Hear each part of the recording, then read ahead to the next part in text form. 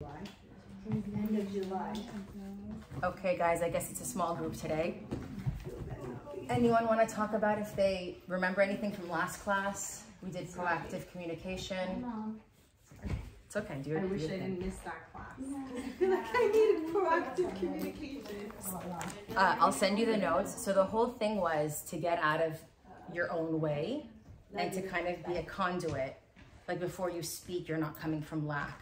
It's not about you. It's not about, I need to get it off my chest. It's kind of about, what does the relationship need? How will this benefit the relationship?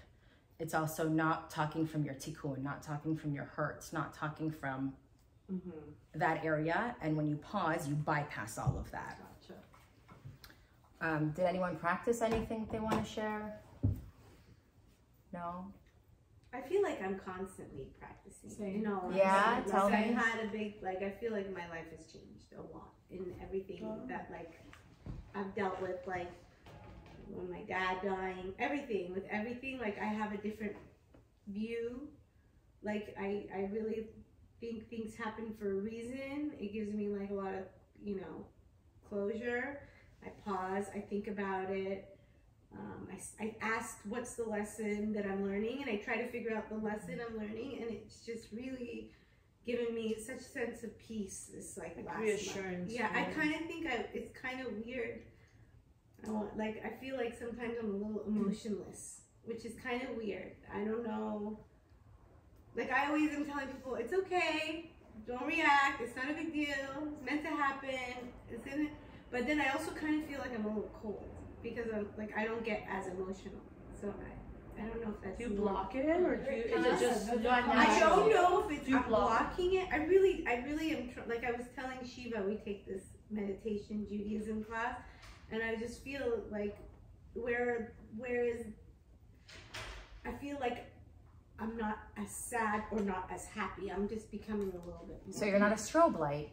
You're not the effect anymore. You're not going, you're not going. Of course, we have our moments. Yeah, but you're not saying like the stock market went up, I'm happy. The stock market went down, I'm sad. You're not being the effect. You're kind of the cause. Yeah, it's weird though. I feel like I feel different. I don't know if it's good or bad. I feel different. Like, why are they reacting this way? Is there something wrong with me?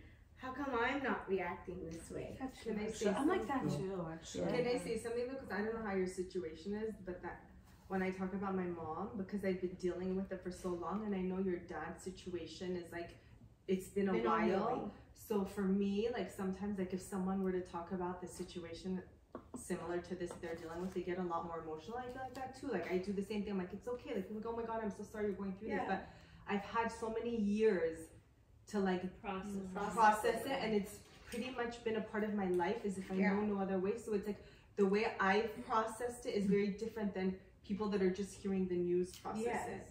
Yeah, exactly. It's very surreal sometimes. Yeah, that resonates with me too, because I'm not reacting that way. But that's what we're learning to do. We're learning to not react, right? So, but like if it would be like for example, crying, I didn't cry as much as like, or like when I got the call, I was really calm, and like collected. And you're worried if that's a bad thing. Yeah. I'll talk next week about suppression versus processing. Like, does pause mean? I'll talk more about that so you have a clear understanding. But it doesn't sound like you're suppressing. It sounds like you're processing and you're making a choice to connect to the light. And remember, when we connect to the light, it's constant. You have like a constant level of fulfillment. You're not going up and then crashing. You're not going like on a sugar high and then falling. You're just keeping your glucose level balanced. So that sounds like what you're feeling, but we're not, it's foreign to us. It's weird. Yeah. Yeah. Anyone else want to share anything? No. Okay. So I want to first commend everyone for coming. Okay. There's something to having a regular time in your week, in your life, where you put time aside to reflect and connect spiritually. Someone once told me, one of my teachers a while ago said that when you connect to something like this, to spiritual teaching, what it does is you're tapping into this wisdom. And things will play out in a way where you avoid pitfalls, where you may have not avoided them had you not connected spiritually. Does that make sense? So maybe by being here for an hour, you're tapping into a wisdom. What happens when you tap in? You get that sixth sense, right? You're tapping into the 99, you're tapping into the unlimited. So what will happen is you'll get intuition, you'll get that sixth sense, you'll get messages, and you'll feel compelled to do or not do things, that will prevent chaos, right? So maybe, I don't know, I listen to a class and then I decide, I don't know, to be kinder to, I don't know, my sister, and I avoid a fight because of it, or I don't go somewhere, or I go somewhere, or I do something, or I send my child, or I don't send my child, or something happens where you don't really know why, or you make a business decision, or you don't, and instead of now spending weeks, months trying to undo that business decision, you avoided it. So we spoke about that all through every class, but I want to reiterate that that's kind of what's happening when we connect to the 99, right? So our goal always is connecting. Do you want some chai? Okay. Okay, so we learn in Kabbalah that in order to receive everything, we must get out of our own way, right? Do you remember the body, the soul, and then you have all that tikkun in the middle? When we pause, we're bypassing that. So another way to think about this is you don't want to be a swamp. You want to be a river. You want to have flow, right? When things are easy, how do you know you're with the light? How do you know you're connected? Things just happen. Like you're not pushing. It just kind of works. It works its way out. It flows. I remember during my engagement, I went to Simin, okay, the seamstress, and my mom couldn't come because she was sick. So my friend came with me, Panta, whoever knows Panta, and there's no cameras, phone cameras back then. So she drew a picture of the dress that I had tried on that we wanted Simin to recreate, okay? And Simin was saying because of our energy, it was easy to make that dress, okay? So she, without, I don't know if she knew Kabbalah or not, but in her work, she had tapped into this universal truth, okay? I feel like, Sarah, we kind of went through something like that this last week, right? Because we back and forth, we were trying to figure out like what we wanted to do for the summer. Like just Sarah would throw ideas out, like Donna would throw ideas out, and then Sarah ended up booking her summer trip, and then literally within like just 1 week, it just flowed, and we all, Donna and I just booked it as well, and it just happened so easily. So I feel like that just was such a good flow, and it wasn't like bombarding back and forth, calls, texts, dates. Right. Just one time we talked about dates, right? A couple of times we talked about destinations, and then it just kind of went on its own. Yeah, I think we all have felt that either in our personal lives or business lives. Like that's when you know you're connected. Okay, so we want to get out of our way to be conduits of the light. We want to be like a pipe. You want to be a channel, right? When we think it's us, like I created the success, or these good things happen because of me, or these bad things happen because of me, right? Or it's me that's doing this in the relationship. What you're doing is you're already limiting it, right? It's not about us. We're just the channel, right? So let me give you an example. Rivers flow, they're clean. We can drink from a river, right? It has movement. Swamps, it's stagnant. They collect mold. A swamp is someone who takes things personally, okay? You're hurting me, right? It's me oriented, right? Versus when someone hurts you, sorry, I'm reading from my notes a lot. I didn't prepare enough to do it by heart. Versus when someone hurts you, okay, you think to yourself, it's not me. They're saying whatever they're saying to purify my tikkun. It's not me, it's not my soul. Your soul is connected to the 99. It's not gonna, nothing happens to your soul. It's your ego that gets offended. So you just kind of like recognize that, don't take it personally, and let it slide. That's being a river. They're removing your negativity. Allow it to remove your negativity, but don't allow it to hurt you, okay? Tool, let go of whatever you think is right, right? We've said that. Like, you don't want to be right. Like, I was right, she was wrong. Okay, and we said that's what proactive communication was. I'm going to get into the stuff, but let me just give a review of the concepts that I don't want anyone to miss as we move forward, because it gets more complicated.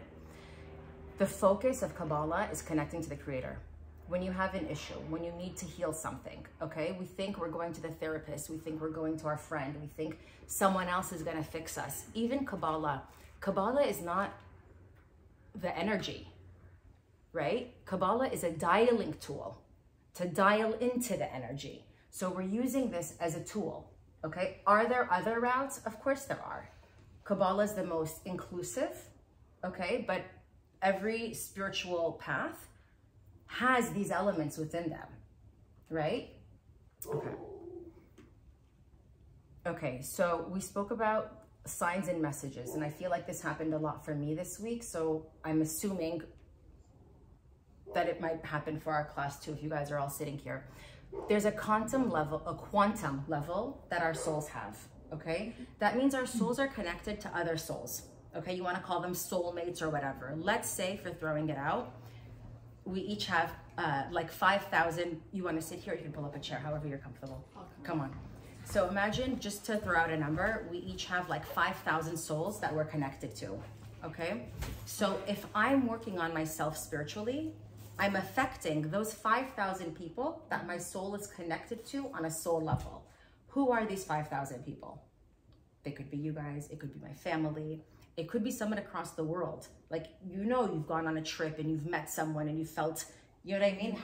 Somehow you're connected. Our souls are connected to other people. So one of the goals of me teaching this class, and I think most spiritual wisdoms, is that we elevate the world, right? Because by me elevating, I'm elevating 5,000 souls. Each one of you are elevating another 5,000 souls. So it's kind of, we have that momentum.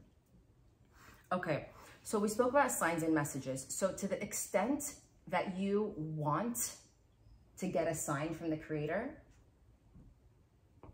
is directly related to the extent that you're going to get it, okay? Desire controls everything. When you want something, and not like, oh, I really want an A, but when you want the A, okay? When you can't live without the A, you'll get the A, okay? And it will happen almost immediately. It depends on two things: your level of certainty, so believing you'll get the sign, and the level of spiritual work you're putting into your life, okay? So you need both of those. Like, it will happen, you won't recognize in the beginning, and I'm sure the ones who read the signs book, you'll see, you know all of this. You'll start recognizing it. It'll happen more often. It'll happen where you recognize it, and then it'll get to the point where maybe 20 minutes later, you got your sign. So what are you doing? You're having a dialogue, right? You're strengthening your relationship to the Creator. You're becoming more of a channel, which is the goal. Okay, so remember from last week, we had that image. It's also in your phones, the body, the soul, and we had that middle area, which was the nefesh, which is where the tikkun is. And every time we pause, what are we doing? And who remembers? What happens is you freeze all of your tikkun, you freeze your arrogance, your anger, all the garbage that we're here with, and your soul and your body connects, okay? Because our soul and body don't have good communication, right? Our soul is from the Creator. When we tap in, we know everything, and our body is limited. We believe what we see, right? Which we know isn't always accurate. Okay, an example that dawned on me that I want to share is one time when we feel reactive, and these are like little ways to see it. Okay, let's go back. We're vessels. We're natural vessels. So we always want energy. We're made that way. There's two ways we can get energy. What are they? By being, come on guys, proactive, yes, or by being reactive. Exactly. So when you're proactive, you're getting your energy from the Creator. When you're reactive, it's a quick fix, and then what happens? Doesn't work out. Yeah. So what happens is you get a quick fix energy. Let's say I'm reactive. I'm going to use the example of, let's say I'm walking down the street, I see a sale, okay? And what happens? You get hood. Yeah. You're getting impulsive. You're feeling reactive. Oh my God, what do you feel? You feel lack. I'm gonna miss out. They're gonna sell out. And sometimes you walk in and you're buying things. You don't need it, you don't want it, you don't like it. It's cheap. So that's us being reactive. Okay, so what happens when you're reactive? You get a burst of that energy, okay, and it feels good, right? What happens afterwards? The energy leaves because of the law of bread of shame. The energy leaves and a curtain comes down upon you.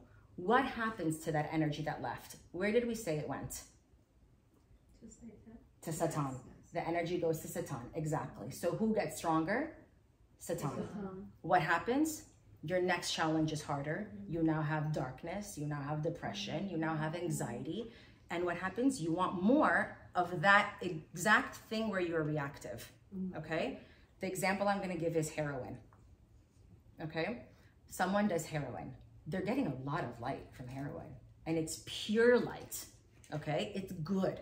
But what happens immediately afterwards? You get the light, you didn't earn it, right? We have to earn the light. If you didn't earn it, the light leaves, the curtain falls, and now you feel horrible. You feel anxiety, all those things. What happens now? You want more heroin. You don't want chocolate. You want that thing that you were reactive about. Let's draw this back again. You know how it's like cool now to go to those anger rooms and like you break things? Okay? So they say, let out your anger, release it. Now that you know this, what are you doing when you go in the anger room and you're breaking things? You're being reactive. How do you think you feel when you come out? Do you feel empty? You just gave all of that energy to the Satan in the area of anger, right? It's gonna feel great for a minute. You're gonna feel empty and you're gonna want more. Right? Our therapist can vouch for that, right?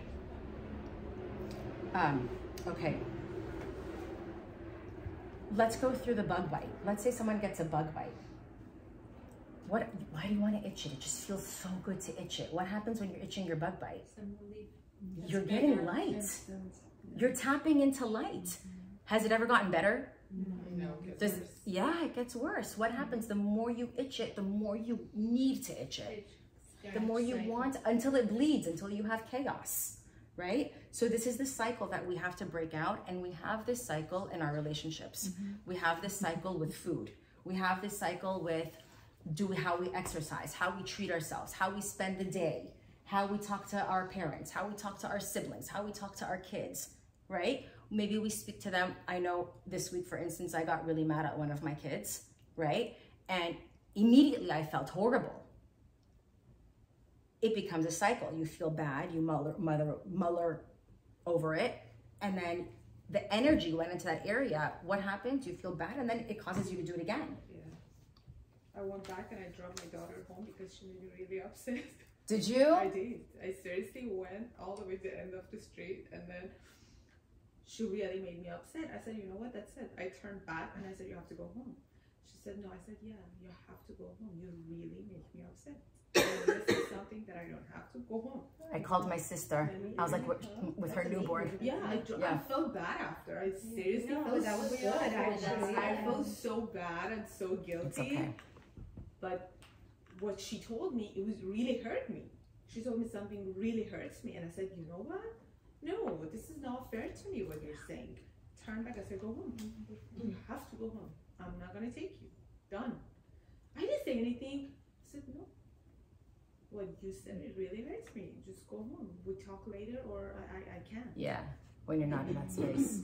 That was good. But I felt bad the whole day. Just let you guys. The whole day, I was like literally. So I'm so happy you said this. I'm gonna now explain something else about that. I was so felt so guilty. I feel so bad. Why did I do that? But meanwhile, I'm happy. A day after, I was happy that I done it. I'm like, you know what? She needs to learn to watch what she's saying. That's not okay. Let's talk about how you felt guilty, because we all feel guilty, right? We're moms. We all feel guilty. The whole day. At work, I felt horrible. I feel so bad. How does the guilt help you? I mean, did it help me? I mean, oh, you mean a day after? Yeah. Does it help you to feel guilty? What does that feeling do for you? I feel. For all of us, what does it do? Why do we feel that way? because I thought, I feel like I shouldn't do it. I feel like, okay, one thing that I got from it, she learned that she needs to respect, that's one thing. It's because a day after she came to me and she said, you know what, I'm sorry. Oh. I said, okay, yeah, it's fine. It's totally okay, but you have to, things comes out of your mouth. It's not okay with me. I think you were very proactive actually in that situation. Yeah. I don't think you lost control. I think you made a decision to take her home. The whole day I couldn't eat anything. Nothing. I felt so bad. I felt horrible. I want to text her, but meanwhile I was controlling myself. I knew if I text her, I'm going to make it worse. That what I'd done, it was okay. It was not okay. I didn't want to apologize. And I'm like, okay, no, Gino, stop. No. The whole day I was like debating with myself. But then finally last night, I'm getting a day after, she goes, yeah, I'm sorry, I didn't mean to say it. I'm like, okay, it's totally fine. I just want you to get the point that what you did, it was wrong. Yeah. It was totally wrong. But I did it. Yeah. You did good. So the guilt that I wanted to talk about that we feel, sometimes, I don't want to say it feels good to feel guilty, but it's kind of like soothing. Like people who cut themselves, like those teenagers, they cut, why? Because you're getting light when you cut yourself for a minute. Like it's a sadist masochist kind of a thing. You feel like you're getting light from being angry, you're getting light from feeling guilty, right? But it's instant gratification light, it's not connected to source, and then it creates the cycle for yourself where then you feel like, let me text her something else, let me be more reactive, let me do something. Yeah, I was about to text her, are you okay? Everything's okay. I'm like... So it's so good that you recognize that and you didn't fall into that to become the effect. I said you have to stick with what you've done, and she needs to realize what she says was not okay, Good job. Thank you. Okay, so I'm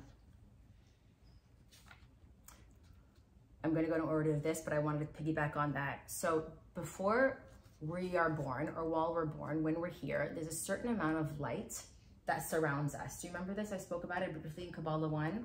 It's called surrounding light, okay? It's the potential light that you have to reveal in this lifetime, okay? You have a certain, like imagine being like underwater, right? Or imagine being encapsulated by something. And this light puts pressure on you. So when you wake up, and I'm sure we've all felt it, we feel stress, we feel pressure, we feel overwhelmed. What is that? All of that is light trying to be revealed, and we feel it as pressure, okay? Do you remember the analogy I gave that if you put the empty bottle of water, you submerge it, what happens? The water tries to get in, right? We all know, how do you get light? You have to earn it.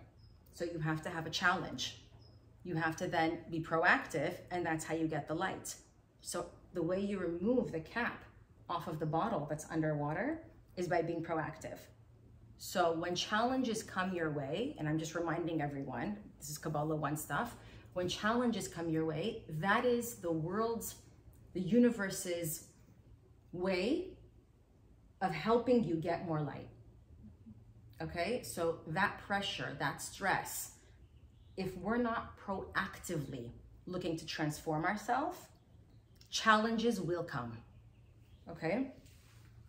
So the surrounding light is light that belongs to you, okay? No one can take your surrounding light away from you. You haven't yet earned it, and it's pushing itself in to be revealed. So when we remove the bottle cap off the water bottle under water, does the water say, ooh, I don't know if I want to go in, I'm going to punish her? Or, ooh, no, the water just comes in, right? So when we're doing something, when we have a challenge and we choose that proactive direction, you just get the light, okay? So this is still review stuff. Do we have less or more of a desire when we're comfortable? I said everything is led by desire. The bigger the desire, the more light you get. So when you're comfortable, how big is your desire? Smaller. Smaller. Yeah. So the more uncomfortable you are, the bigger your desire becomes. The analogy is, imagine like we all have like our kids or we're watching TV. You sit there kind of like comatose, right? What's your desire to do anything at that point? Nothing. But let's say someone is blocking your favorite show. All of a sudden now you have a desire to move, to get them to move or to do something, right? So being uncomfortable creates that desire. Okay, you got it. Okay, analogy I'm gonna make, because I feel like I wake up sometimes with like anxiety of like, I gotta do this, I gotta do this, I gotta do that. So I'm sure maybe other people do too. Why is it that we wake up with anxiety? What happens? What do we know happens when you have the potential to reveal a lot of light? Who shows up? Yeah, because he wants to take the light from us. He wants the light to go to him rather than have us connect, right? So when you feel the most anxious, the most, whatever that word is, overwhelmed, whatever, know that that is the moment where you have the potential to access so much light, so your Satan is coming on strong. Versus the days where you just wake up and you're like, sunshine and rainbows. That's less potential. So how do you deal with that? Like, just feeling recognize it for now. I have so much to do, and you know. Just for now, just recognize it. Pause. What a pleasure that I have so much to do. All of that. Don't let that emotion control you. Don't fall into the talk of the Satan, right? Okay, so many times we're gonna be reactive, right? It's in the plan for us to be reactive. Let's talk about your situation, okay? You were not reactive. I think you did a great job. But let's say you yelled at your child, okay? Let's say you yelled and you were reactive in that moment.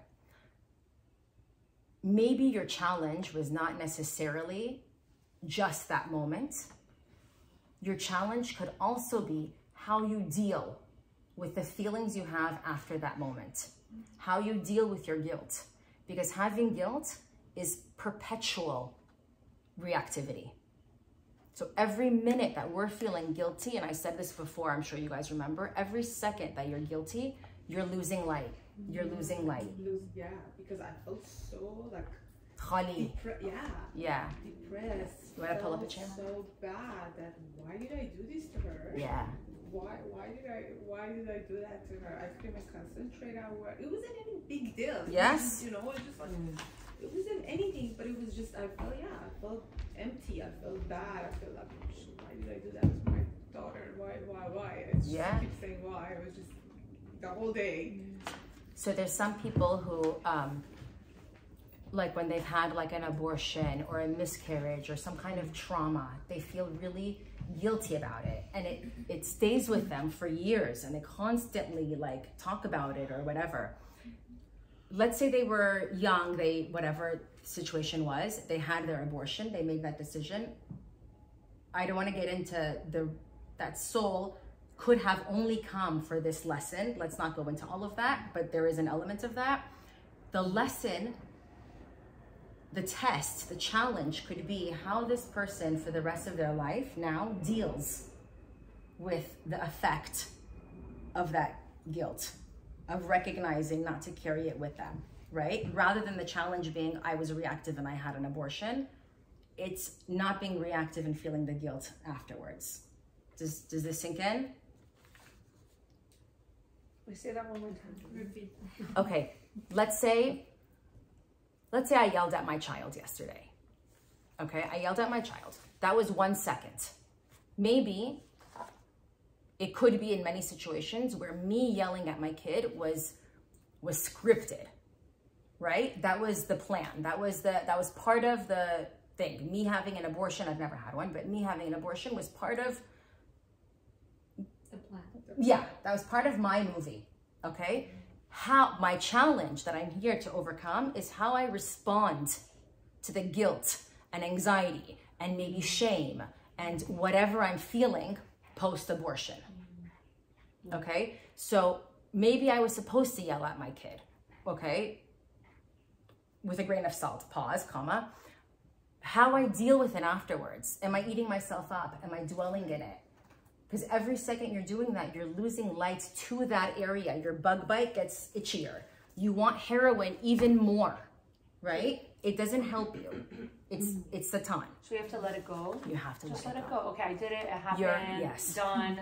Move on. Okay. But for women, a lot, especially us, because part of women's tikkun, and we'll learn this more in Kabbalah 3, is we beat ourselves up. It's in our nature. Yeah, we beat ourselves up. We don't let things go. And every second we're doing that, we're losing more light. It's the worst. Yeah. Okay. So sometimes there's no way to grow unless you fall, because your true test isn't that you failed and became reactive. It's how you respond to the fact that you failed. Is that a better way to say it?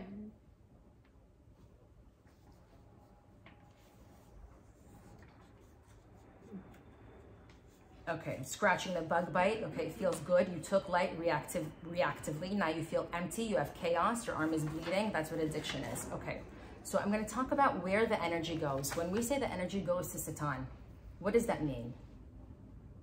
Okay, you remember the body, the soul, and then you have that middle section. If you guys want to pull up your phones, if you don't remember, that middle section, which is the nefesh, our tikkun is in there, right? The other thing that we have in there are, okay, let's do it a little differently. Can I borrow you? Okay. Let's say you do something, you're going to be the bouncer, okay? You're the bouncer. Let's say I do something and I earn light. Here's the light that I earned. I did something reactive and I earned my little light, okay? I yelled at you and I earned light. What happens immediately after I'm reactive? I lose my light and the curtain comes, right? I'm now blocked. Okay, yeah, you can go by there. You're done. Okay, so this is how bread of shame works. Okay, so keep that in mind. Now look at that thing on your phone where you have your body, your soul, and that place in the middle. We have Klipot. Klipot is a shell. That curtain that comes is like a shell. It holds the light that we lost. So if I lost that light to Satan, okay, where is it going? It's not going to the sky. It doesn't disappear. Light energy is not lost. It's transferred. It's being held hostage. It's like an escrow. It's like held hostage in a shell inside that nefesh where all of our tikkun is. Okay? So what we're doing is you're either adding light to these shells that keep it hostage, or you're releasing the light from those. Whenever we work on our tikkun, we release the light. We elevate those sparks. It becomes released. So this is one layer from on top of what we learned last week. Does that sit well, or do you want me to explain it differently? Okay. Can I ask a question? Yeah. So like when you get that curtain, let's say going with the same analogy, because you've yelled and you know that that's a challenge because that's your button, like something that your kid is doing. So by working on that challenge and improving yourself, does that lift the curtain and do something to the thing? Yes. Like that's what you need Every to do time you work on it, you're releasing the trapped energy in there. And it feels like, oh, I'm getting nowhere. I have the same challenges over and over, but it's not true. You're peeling off layers. Because you're like mindful of it and you're like meditating on it and like you're asking for like internal, like, please help me like Yes. not to be this way and find Yes. a different way to deal with this stuff, right? Yes. So okay. Yes. So I know we're layering, and a lot of what Kabbalah is understanding like the duality, like there's a yes and no at the same time. So that middle nefesh area has your tikkun, has these klipot. We're either adding light to these shells, or we're removing it, right? So our goal is to remove it. Okay, let me see if okay. So remember we spoke about how Satan has, am I overwhelming you guys? No, Too much info? No, Okay. it's good because now I know how to like approach stuff. Yeah. So even if I do that, I know how to think to let it go, and this was meant to happen for a reason so that I can improve what I need to improve. Yes. And by doing that, I'm reversing it. Yes. And I'm just thinking, like, it's giving me hope. Yes. So what are these klipot? We can have these hostage, like light. It's light held hostage, like our tikkun. We can have it from our past life or from this life. But either way, our work is to reveal the light in that area and not add to it. Okay? We spoke about when you do something, when you're like, if I'm yelling at my kid or if I'm angry, I'm adding fuel to that anger area, my tikkun of anger, okay? When I say it goes to Satan, remember we said last week that Satan has like an army? He has like all his children that he needs to feed, okay? So I'm gonna go into that a little bit more. We spoke about the proactive system. The proactive system was what? You have a challenge, pause, what a pleasure, why is it in my movie? Ask God for help. There's a reactive system, okay? The impure system. When we're reactive, like I said, we lose it, bread of shame, it's held hostage. You have a few different kinds of, we'll go into it more, but for now, just know that it's energies, okay? Angels are energies, okay? An angel is just a ball of, or a form of energy. So one of the systems that we have, like a type of Satan, is the screw it Satan. Like when you get to the point where you're like, whatever, forget it. I don't care, whatever. I'm not gonna deal with it anymore, right? We've all felt that way, okay? Like I always say, the kids, I hate dogs, right? It's the screw it system. What happens when screw it energy comes? I don't care about anything. I'll do whatever I want. I don't care about the light. I just wanna, yeah. Like, I don't care, I'm gonna text that person anyway. I don't care, I'm gonna eat the cake anyway. I don't care, I'm gonna whatever anyway. It's the worst spirit, because when that one enters your realm, he brings everyone else with him. Okay? He invites his friends to come. There's sexual impurity spirit, which we'll go into. There's anger, there's jealousy, envious. They come inside of you and they inspire you to do something stupid. Like, sometimes you just feel compelled to do something. You know you shouldn't. You know you shouldn't text that person. But you're just like... I don't care. What do you mean I don't care? I hate that one. Seriously. I hate it. When my kids say I don't care, I say, what do you mean you don't care? You have to care. I hate with passion when someone says I don't care. Yeah. Seriously, you have to care. Yeah, I feel it. Yeah, you're right. It's just, no, what do you mean you don't care? You have to care. It's not that. So we've all felt like inspired sometimes. Like it's Satan in your ear telling you, yell at him, text him. Yeah. You're right. He's wrong. Hakete, right? So yeah, yes, you feel compelled. You almost feel like, I'm gonna text him. I'm gonna tell him how I feel, and then you send a text, and what happens? No regret. For a second, you feel good. Did you say no regret? For a second, you feel so. Yeah. What happened when they ignored you? You felt so good, right, when you hit send, right? And then what happened? You're staring at it, waiting for a response. You're like, and now your energy dropped. So what do you feel compelled to do? Yes. Keep scratching the bug bite. Keep taking heroin. Okay. But does that mean that they're tapping in by not responding? That's their own story. Yeah. That's their own story. Right. But sometimes that's like a better resolution than to just keep, because then it doesn't end. It's you know, I'm gonna challenge you with that one. I'm the kind of person that when I have an issue with someone, I don't care to talk to them about it. I feel like I'm right, you're wrong. Why should I waste my time talking to you and convincing you of my situation? Right? We said this in last class 2. Do you remember? Tell me why that's reactive. Because you're not closing the gap. Yes. I'm not closing the gap. Yes. Yeah, it gets worse. I'm not closing the gap. What happens when I don't close the gap? Just more distance. Yeah. Satan enters. Anywhere where there's a gap, Satan comes in. So you're saying it's better to have a distance than solve it? Don't have a distance. Confront it? Whenever we have a... Confronting it. I'm saying my nature is... Yeah. Oh, she's working on that. My nature is, I feel like... Just forget about it, but yeah. You don't have distance. Like, let's say you call me dumb. Yeah. Okay? Some people are like, I want to tell them. Khali kardan is wrong.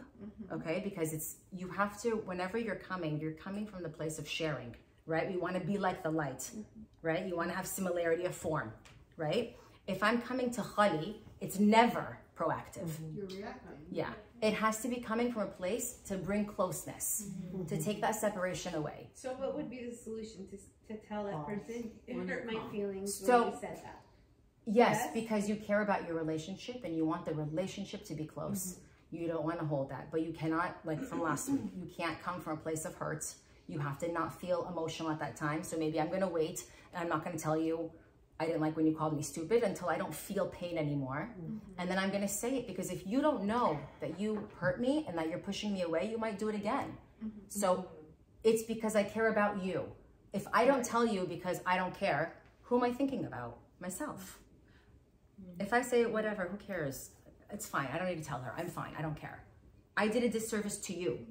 Does that make sense? Yeah. Okay. And so if you're not close to the person, because like this is how I always feel. Whenever I feel like forget it, there's no point. I only feel that way towards people that I don't care about. Like I'm like, I don't want a friendship with them anyway, so it doesn't matter. I don't say anything. But the people in the friendships that I care about, I have to say, like, So because I want to keep that bond. Yeah. So if I'm not communicating with someone, it's because I really don't care. But does Satan still enter? If you feel, Like I genuinely don't care about That that doesn't person. hurt Like, her. they don't need to be in my if you life. feel distant, if you feel that awkward feeling when they enter the room, if you feel anything, it's bad for you. Yeah. Satan will enter your life. Okay. If you feel nothing, it could be someone you don't see, Right. but you still have that feeling, right? Right. I'm gonna Each grab them. situation is different. Sorry, I got it. All right. Thank you, Sarah. Bye. I feel like I'm the opposite of you. If there is something, I cannot wait to pick up the phone and tell them how I feel, talk about it. But I'm like Ashley. I know you are.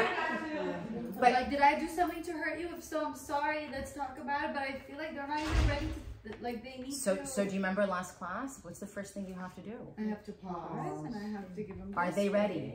Ask them. Are they ready? Like, did I hurt them? Oh my God, let me make sure. You know, that's how I am. But it's not good. But because that's I so gotta funny give you them were their saying that. space. Yesterday, someone called my husband that about a couple of months ago we had some issue with them. And then my husband, a couple of months ago, the same time we had issue with them, my husband called and said, didn't call him, text him, you want to talk? He never texts or calls back. But he called yesterday and he told me, you want to talk? And my husband went out with him. He said, if you want to talk, why would I call you?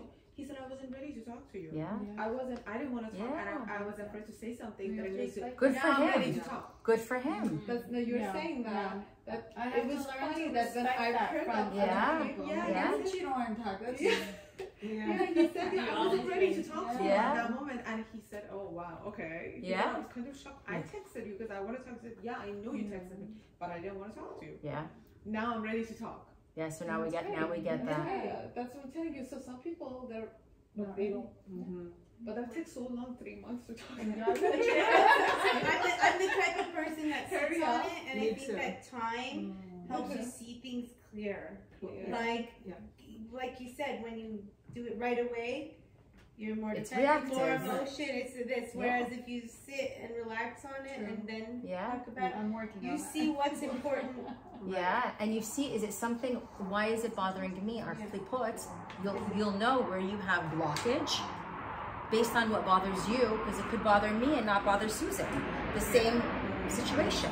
That means I have Klipot there. I have hostage energy that could be released. Okay, so think of areas in your life where you feel like you're not a river, where you feel like you're a swamp, you take things personally. So I'm like, that's your homework for the week. But before we all leave, if we can pass that out, let me see how we're doing on time. Okay, for the next 5 minutes, just read. Maybe someone can read the first part, and we'll do a few of these workshops together. Thank you. You want us to read the overview, Sarah? Yeah, can you read the overview out loud? We're at 44 minutes, so we're good. The first step to connecting to the light, the 99%, is to stop reactive nature. The main tool we use to stop reactive nature is restriction. When we restrict our need to do a certain selfish action, we become like the light and receive miracles. The second step is to ask, why do I get these similar challenges all the time? What is at the root of my soul that needs to be changed so that I no longer am reactive in the first place? Ask these questions to bring us to tikkun. Tikkun, correction, is the unique flaw or ungodly quality we're created with. When we find the tikkun, we must take responsibility for it and transform it by no longer being reactive. For example, a person's reactive nature may be to talk too much. If this person restricts the impulse to talk too much, a tikkun reaction, then this is a connection to the light. This person must ask, where does this desire come from in the first place? It stems from the tikkun. What could be the potential tikkun of a person who talks too much? Do you want to say what is that? I don't have the paper in front of me. No, there's another paragraph after, but I didn't know if you want me to pause to like have people answer. Yeah. So what do you think if someone's talking too much? Where do you think it's coming from? Self-doubt. Insecurity. Yeah. Insecurity normally. Insecurity, self-doubt. They want to like Please people and yeah. connection. Yeah. Okay, keep reading. The reactive nature to talk too much can derive from the tikkun need for approval.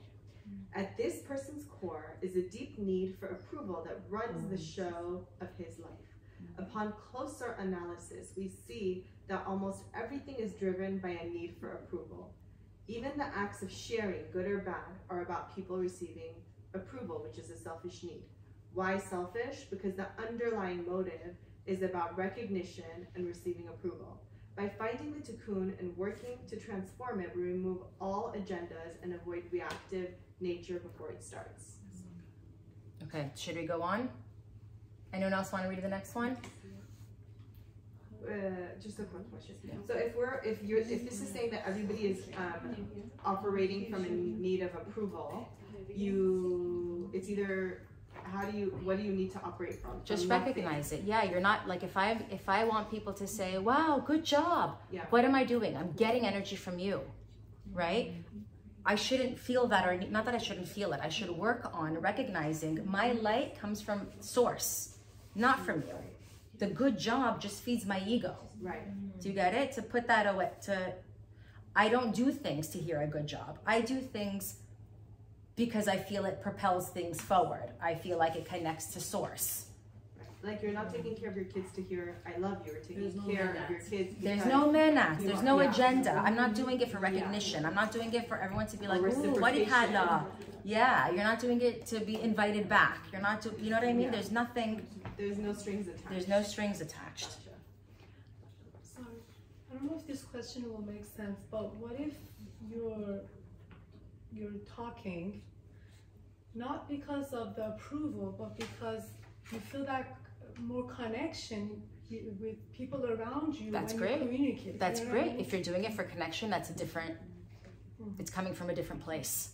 You're doing it to connect. So it's not really the act itself. It's what's driving it. It's what's driving it. In essence, you could be the person that talks a lot, but if you change the reason why you want to talk, like deep down, then it becomes. Yeah.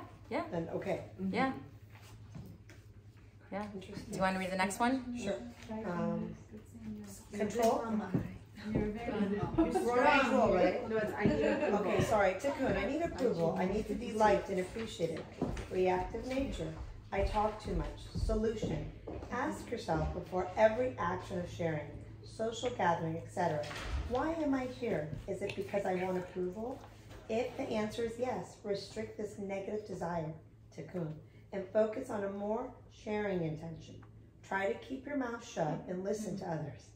Knowing that you are, quote, starving your tikkun will also help you remove this tikkun. Interesting that you read the answers to your own question. Yeah, it's interesting. I didn't read that very yet, but Yes, you got it. Yeah. Okay, so I think we got that one. Who wants to read the next one? Okay, go FC. Tikkun, control, not believing that the light will provide. Reactive nature, I need to be in control or else I get upset. Solution, the next time the desire to be in control, give advice or do things your way. Surfaces, restrict. Let go even though it seems illogical. Allow nature to take its course. Meditate that this restriction of your negative desire, tikkun, will connect you to the light. Now trust that the light will provide all that is needed for you and the situation. Any questions on that? No? Okay, who wants to read the next one? Sorry, it's all down the bottom. Go ahead. This one, right? I hope it's in the same order. I think it's need for stability through control. Okay. I need approval. Okay, read it. Go ahead. I need approval. I need to be liked and appreciated. Reactive nature. I talk to. This is the one that we just read. I'm sorry, it's duplicated. Yeah, it's a copy. Yeah. So go all So the it's way the down third to- one. Need for stability. Stability, the last one. Okay, got it. Tikkun, need for stability through control. Fear of the unknown. Reactive nature. I need to do everything logically, efficiently, or else I will get upset. Solution. The next time something positive but scary and against your logic comes up, restrict. But open to the fact that light only comes when logic is removed and you enter a realm of the unknown. People who only do what makes sense never truly experience the 99%. If something happens that is illogical and seems like a waste of your time, don't react. Take a moment and let the fear of being inefficient, and let go of the fear of being inefficient. Maybe the light has a more efficient solution for you. Transforming your tikkun will summon the better solution. Any questions on that? Yeah. Okay. That's what I'm like thinking. Yeah, it's okay. Go for it, Nina. Okay. I don't know what to do. She's so logical. With the control issue? With what? Real quick. About the logical, because like anything comes my way, and sometimes I take a while to decide because I feel like I need all the facts so that I can make the decision. Like opposite from like my sister, she's just like, I just need to get something done. Whether it's right or wrong, I don't care, but I'm taking action. But I need to be like, I need to know everything so I can make the best decision, and I struggle with that a lot. So this is me, so I need to know like what's a better way to surrender and get the 99. Absolutely. Okay, so I, without going into an exact example, it's a little bit more difficult, but what I'm understanding is you feel like you need all the information, all the pieces, all the 1%, the how, the what, the why, blah, blah. And once everything is in order, then you trust, then you let go. But what you have to know is the 1% world, it's not everything, right? There's so much more beyond that. So to kind of like, it's almost how I look at it is surrender, and I hope I'm addressing your question correctly. It's even if I don't see everything, even if there's more that I don't know, I'm gonna surrender, like let go, trust, know, have certainty that what needs to happen will happen, and I don't have to micromanage and dictate. Right. And like the only example I can think of is like my dad's situation. He's in the rehab, or he needs to go to a skilled nursing, right? So I need to find out all the facts about all of them or whatever. Whereas my sister, if like one comes across for her, so do I need to be more like that? Like this came across for a reason, so this is a place we sent him, or be a little bit more do like I need to get all the facts? So because I have to know in my heart that I'm doing the best thing for him, and I'm the one that's trying to do this, and she's just like, just send him here. This is gonna, and so that's like a struggle, and I don't know what to do. It's a little bit of both, because if you remember, the only decision you make in life, the only free will you have, is to be proactive or reactive. That's your only free will. Everything else is scripted. Okay, so when you're more proactive, when you're connecting more to source, you're pulling up the energy of everybody around you, right? Deceased or alive. You're elevating them. You're taking them to a better movie, right? So you doing all that research, it's great. But at the end, you being proactive is what's going to put him in a better, he might be in a worse nursing home, but have better staff. His outcome is dependent on your connection. I know that sounds like a huge burden. Did I answer you? Yes. Okay.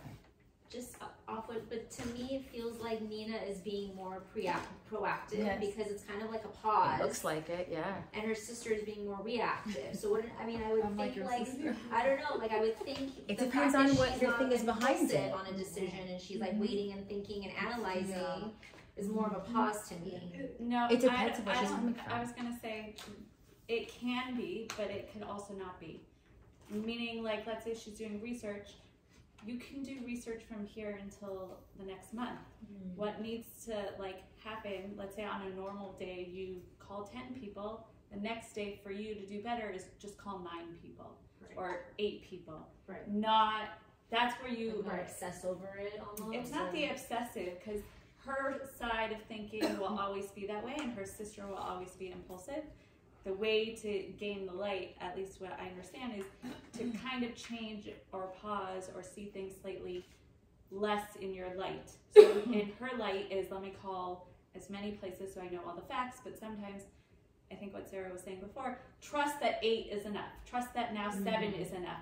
You have to create that vessel, that piece of trust that, okay, I only have until 11 o'clock to call these places. By 11 o'clock, even if they don't call me back, I'm going to make a choice. Because otherwise it perpetually, exactly. And the right choice is in that. Right. Because you're coming from a proactive place. Exactly. So the right choice will come in that time. Yes, yes. And that's the work that you have to do. She articulated nicely. So that's where I think, you know, the difference for you and your sister. But then as well as knowing that like your sister will think all of your choices a waste, a way to like, I guess bring it to her is, okay, I know you only think one. How about you call 2 places and we'll talk, kind of thing. And that's how you would mediate the different styles. I mean, that's a real specific, you know, easy-esque situation because it's very, you know, numbers based. Most situations are not like that. Also remember with that the simplest way is always the way with the light. Satan brings confusion, right? I'm like you. I'll research till the cows come home. All the car guys. Yeah, I will. Cast the net. Yeah. But that's different. That's effort. You put in the effort that you think you need to, but don't get caught up with it. No. Yeah. But that's when I see this like logical. I think that's how I approach everything. I try to get all the information I can, so I know I don't have to deal with the aftermath. And if I do get aftermath, I know that I did my best, due diligence, so that I don't feel guilty afterwards. I'm it. comfortable with my decision, and in a way, I guess it's selfish because I'm preventing my own discomfort by doing. That's like by Exactly, you totally got it. Right. As well as like Sarah was saying, you didn't create a vessel for the trust. Like I trust you have that. to have the certainty. Like I only did 8, but that's sufficient. I don't need to call the other 2 on my list. Yes, I would like to because I would get all the information, but it's sufficient, and that's the hard part. That's so hard. The magic is pause and certainty. The certainty is when you take all the energy and and potential and bring it down. And it's the hardest. If you want, I'll do another class on that. It's the hardest to have certainty. But to know, I'm calling 5 today, and one of these 5 will be the right one. But it's not just like I'm just gonna go with the first person that calls me. But that's also not who you are, and you shouldn't think that way. That's what I'm saying. Like you're trying to go too much to the other side. What you need to, I mean. Just sprinkle certainty in there a little bit, and the pause. And then I'm going to trust that there is something in here. And that's enough. And there's something coming in for me, and one of my options in the path is here. And I don't. 100%. Yeah. Do you want to read the next one? Oh, sure. Okay. The top is a little cut Yeah, it's entitlement. Oh, okay. I get angry all the time. At people and situations and more. Solution. All anger comes from you feeling that you deserve and know better. Compared to the light, we know very little, almost nothing in fact. The light sees a big picture. Next time your anger comes up, recognize that it stems from you feeling entitled and thinking you deserve. Let go of this desire and instead focus on what the other people in the situation need. So I feel like this comes up a lot with Persians where they're like, they didn't respect me. Right? You're laughing? I feel like it's a big thing. Like they didn't, I don't know, the older generation. They didn't put me at the right table. They invited me second. They invited me last. They told me about it too early. Whatever it is, there's like a so much ego. Like they're never gonna change. It's expectation, right? Anyone want to add anything to that, or should we move on? No, so you just have to recognize that this is my nature. I'm always angry about something. So this is me. It's not everybody else. So it goes back to recognize if you have patterns. So if you're always feeling angry, you have that pattern, and it's not everyone else. It's something within you. And then what is it within you? You feel whatever they offended me was my ego. I needed to be right. I know what diet everyone should do. I know what exercise routine is the best. I know right? Okay. Sarah, before you keep going, I feel like my children are like this. But part of it is I feel like they're stage. So how do you manage that? I'm not doing a parenting class. I don't know how you manage it. No, but I'm just. You think that their stage? I'm sorry. No, it's their age, and it is because as kids, they're more desire to receive. They don't get the next level of your soul. As we go, you get different. Like at 3 years old, you get another level. At 12 for a girl, 13 for a boy, you get another level. So they don't have all aspects of their souls. So they're a lot more desire to receive, like the baby. It's just me, I want.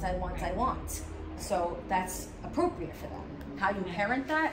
Well, why don't you just always explain to them the other perspective so that they're aware that there could be another perspective other than how they're seeing it. Right. That's what I do. Yeah. But they might not understand. But you're still saying it to them, so it's like sinking in that it could be another thing. It's not just what I'm thinking that they're doing it to spite me. There could be some, it's like in there somewhere. Okay, the next page, control. Who wants to read that? Neediness and emptiness. Oh, sorry. Go ahead. I missed it. Huh? I said that means you have to. Okay, fine. Neediness and emptiness. Reactive nature. I need energy, sexual, social, or work related. I need to be loved. Okay, solution. One solution would be to take time off of recreational dating, pursuing relationships, or rebounding, as all of these pursuits stem from the tikkun of emptiness and neediness. In order to uproot this tikkun, you must restrict, focusing on spending time with the important people in your life who you can help, but won't necessarily feed the need for sexual or social energy. This way, your social life stays intact while uprooting and removing your tikkun. Once the emptiness is gone, the light will send you the right man and woman. Trust this system. So I'll add to this. This is kind of, personally, I feel this a lot, where I'll feel like the need to socialize. You know what I mean? And then it just won't feel right. And then I'll pull away, and then I'll go back in, and then I'll pull away.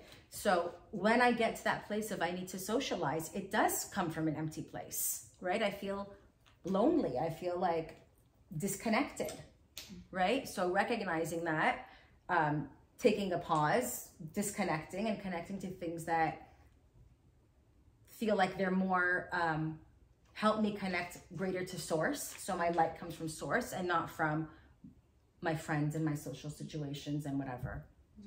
So that's personal. Anyone want to add anything to that? Can you tell me, okay, so you pause and you connect to source. What is exactly that? It's different. It's for me, I'll pop in a class. I'll listen to a class. I'll listen to a class and I'll remind myself, maybe I'll be more focused when I'm with my kids. I'll do something to kind of ground myself and remind myself that my energy is not coming from hanging out with people, or, you know what I mean? Like, because I get a high. I'm a very social person. I'm an extrovert. You get a high, but what is that high? It's instant gratification. And I'm not saying don't get the high. I'm saying don't chase the high. Don't need the high. How do you chase the high? I don't know. Like, how do you chase? What does it mean to chase the high? No, I mean chasing it in that social situation where you, like... I feel empty. I'm gonna make plans. I'm gonna host. I'm gonna this. I'm gonna that. I'm lonely. What's my next one? What's my next one? What am I doing? Where am I getting all my energy from? You're sucking it from everybody. That's what you're doing. And you're not holding it. You're not maintaining it. You don't keep it. You're going to lose it because that's not source.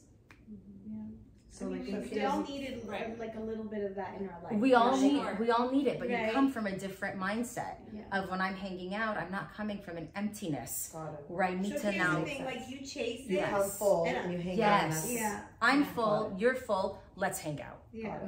I'm not coming to. You chase it, but you sometimes you need that friend that chases it, because there's that friend that never plans anything. You know.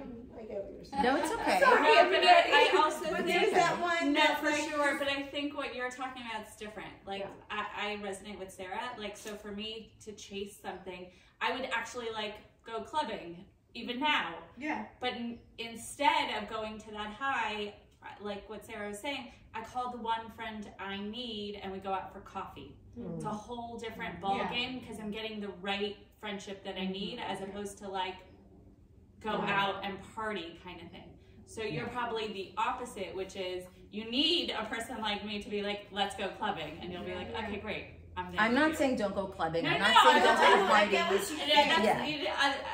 I wasn't saying I'm never going. Or during we're parties. for sure all of us going after this. But I'm just saying, like you were saying, where is it coming from? That's what you have to pay attention to. Not come from a lack. Exactly. As well as, even if it's coming from a lack, how much of a lack? Like, doing the clubbing thing is a lot, very low. Whereas, like, more appropriately channeling, okay, the person for coffee is positive and full, so that's the right lack that I'm feeling. Right. So let me take care of myself, as opposed to like repair myself. It's a right. So it's connection. Right. A connection. Yes, that's the word. Yeah. I'm like, I'm missing. Yeah. But then what I'm seeing here is go turn to people in your life who you can help. So I feel like instead of looking to outside people to fill that void, when you're volunteering or helping, you're fulfilling that need. So I feel like because we want to be like the creator, right? You want to be like the light. The instead light of- gives. Yeah. Yes. So but that's- but when you do it, caveat, make sure you're coming from a genuine place of giving, not in a place of I'm giving to get light, I'm giving to get approval, I'm giving to get recognition, because then it's short circuiting. No, but just to recognize I feel empty and I feel like I need, like, and instead of trying to go to other people, you get your fullness from like just helping and being again a channel. Yes. Connecting. Yes, I know we're 6 minutes over. I know some people have to pick up. What's the next one? Who wants to read it? Yeah, go for it. Control, need to feel successful to be happy. Tikkun, control, need to feel successful to be happy. Reactive nature, I need to micromanage my children, family, employees, friends, and colleagues. Solution, realize people, places, projects, and achievements are not what ultimately makes you happy. Happiness comes from transformation of our tikkun and the connection to the light. Once we are connected, the light will know exactly how and when to distribute happiness into your life. We are only happy long term when we receive our gifts from the light after we have transformed, not from when we take those gifts because of our controlling nature. Got it? That was good? Okay. Next. Tanya, you're up. Okay, yes. Intimacy issues, is that where we're at? Yeah. Fear of being judged by others, hiding secrets and lying to others about your life, which is why you like to be alone so nobody realizes it. Reactive nature. I need to spend time alone and be independent in order to feel happy and at peace. Solution. Come clean, release the negativity you are trying to protect. The relationships that are hardest for you to be intimate with are often the ones that will be the most significant for you. You cannot reveal your soulmate and other miracles until you clear the negativity that causes you to be distant with people.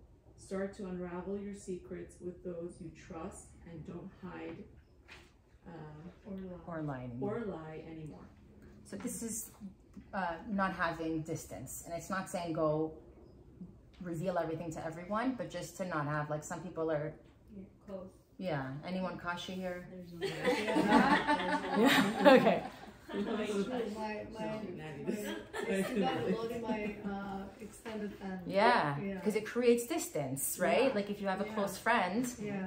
And since I married Shadows and he's the complete opposite, it was like a culture shock. Yeah. Because you have that side who they don't speak, yes. they don't nothing, and then you have the Peruni who's like, you know. Yeah. Okay, who wants to read the last one? Susan, you're going to read the last one. Oh, your mouth is full? I'll read it. Not believing that I am an extension of the light, that my soul is perfect, and that I came to this world to be a channel. So reactive nature, self-guilt, self-judgment. Where's Gina's? I know. Yeah. She should have read this one. Okay, solution. Learn that every mistake, once corrected, actually elevates you higher than the person who never made a mistake. That doesn't mean you can make mistakes on purpose to elevate later. Guilt is often the opponent's way of winning again after you have made a mistake. Learn the lesson, make a commitment, and move on. This is what the light wants from you. Being overly critical of yourself all the time doesn't help. Kabbalists say that there is only one time allowed during the day when we could judge ourselves, 30 minutes before we go to bed. We must review our day, see our faults, and commit to what we will do differently. The rest of the 23.5 hours of your day, you need to focus on being a sharing, caring, and transformational force. If you have done very negative things in the past, you can let go of. Speak to your teacher about Kabbalistic methods you can use to erase your past. Okay, that's it. Very nice. Half an hour before, after we read this. Yeah, take it. It's yours. Yeah. Yes. This was really good. So good. Thank you. So good. So good. I'm glad you left it. Wow. Yes.